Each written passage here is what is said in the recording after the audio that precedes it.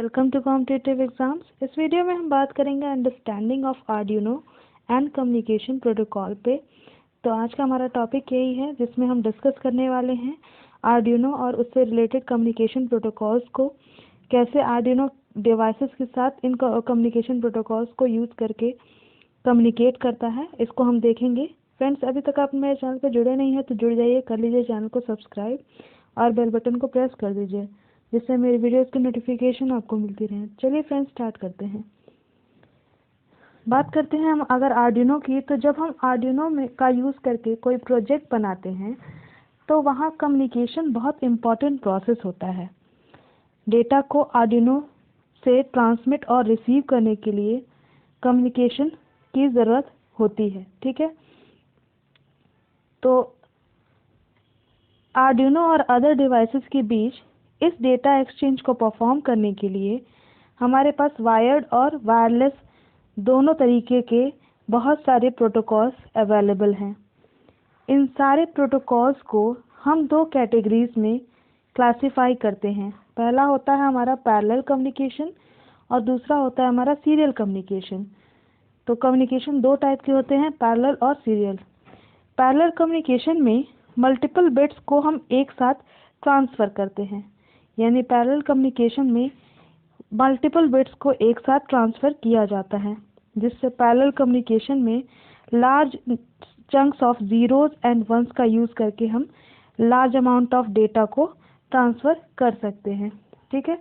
जैसे कि इस फिगर में आपका सेंडर से रिसीवर तक डेटा ट्रांसफ़र हो रहा है, तो यहाँ पे 8 बिट्स को एक साथ ट्रांसफ़र किया जा रहा है सेंडर से रिसीवर तक, इसलिए हमें ज़रूरत हो रही है 8 लाइंस की, ठीक है।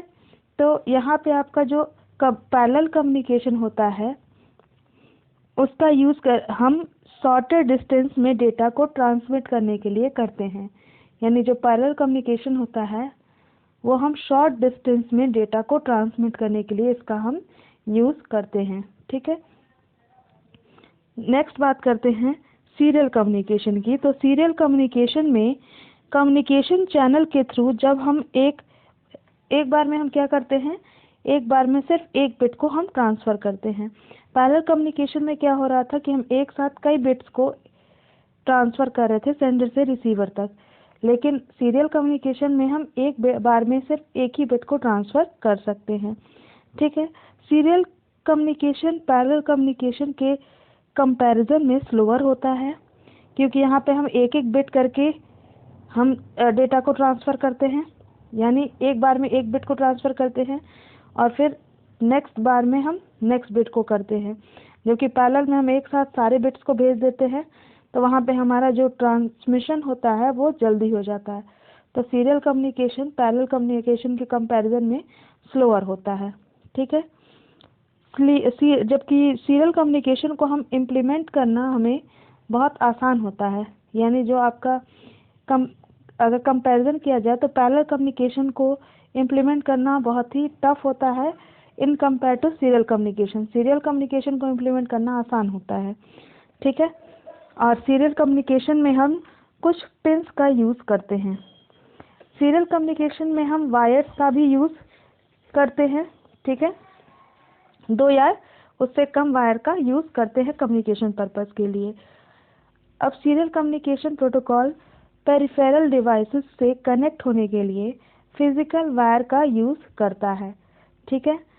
जैसे कि आपका पेरिफेरल डिवाइसेस अगर है, सेंसर हो गया, आर्डिनो शील्ड हो गया, इन सब से अगर सीरियल कम्युनिकेशन प्रोटोकॉल को अगर कनेक्ट करना है इन पेरिफेरल डिवाइसेस से तो फिजिकल वायर का यूज़ किया जाता है, ठीक है।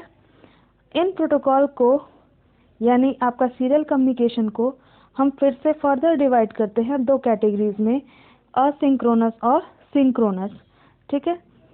किसी भी डिजिटल सिस्टम में एलिमेंट्स को सिंक्रोनाइज करने के लिए क्लॉक की ज़रूरत पड़ती है। तो अगर हमें सिंक्रोनस कम्युनिकेशन की बात करें तो वहाँ पे हमें क्या ज़रूरत होती है, क्लॉक की ज़रूरत होती है एलिमेंट्स को सिंक्रोनाइज करने के लिए, और इस केस में डिवाइस सिंक्रोनाइज वे में कम्युनिकेट करते हैं, ठीक है।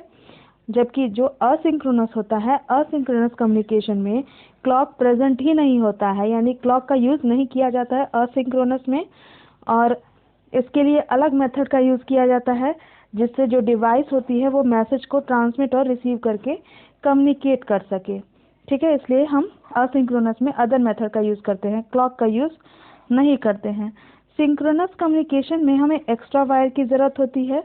ठीक है, जबकि जो आपका असिंक्रोनस कम्युनिकेशन होता है उसमें कुछ ओवरहेड्स होते हैं। ठीक है, कुछ ओवरहेड्स होते हैं जिन्हें हम आगे देखेंगे। अब सीरियल और पैरेलल कम्युनिकेशन के आधार पे कुछ कम्युनिकेशन प्रोटोकॉल्स होते हैं जिन्हें हम स्टैंडर्ड कम्युनिकेशन प्रोटोकॉल्स कहते हैं, और ये 4 होते हैं: UART, SPI, I2C और ईथरनेट।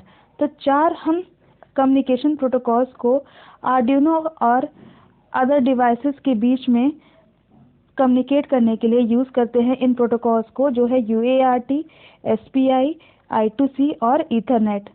तो इन चारों कम्युनिकेशन प्रोटोकॉल को हम नेक्स्ट वीडियो में देखेंगे। इस वीडियो में इतना ही।